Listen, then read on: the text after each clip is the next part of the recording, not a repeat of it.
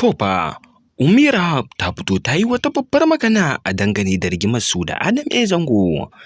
Kamar yadda mai sauraro ka sani dai ka san cewa dai Ummi Rahab tana da wasu abubuwa waɗanda suke ba wa mutane mamaki a dangane da irin wannan rashin mutuncin da ta zuga wa Adam A. Zango.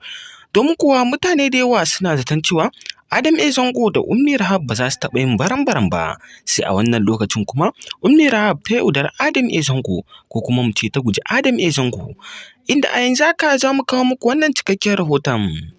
Mai sauraro ka biyo mu har ƙarshen wannan bidiyon domin ka ji wannan cikakken rahoton da muke ɗauke da shi a yanzu. Amma kafin nan da Allah kada ka manta ka dangwala mana alamar subscribing, sannan kuma kada ka manta ka danna mana alamar ƙararrawar sanarwa. Domin ta haka ne za ka ringa samun labaranmu kai tsaye da zarar mun ɗora. Mun gode da ziyartar wannan channel ɗin tamu mai albarka. Mai sauraro kamar yadda ka sani dai, Ummi Rahab ta zuga wa Adam A. Zango rashin mutunci a dangane da tarayyarsu da suke yi a fina-finai da dama. A yanzu haka ta ce ba za ta iya bin Adam A. Zango ba domin yana lalata mata tarbiyya. Kai mai sauraro me za ka iya cewa a dangane da wannan furucin da Ummi Rahab ta yi na cewa wai Adam A. Zango yana lalata mata tarbiyya?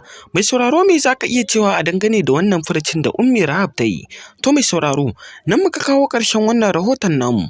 Kada ka manta dai ka danna mana subscribing a wannan channel ɗin tamu mai albarka, sannan kuma ka danna mana ƙararrawa domin samun labaranmu da dumudumunsu da zarar mun ɗora. Mun gode.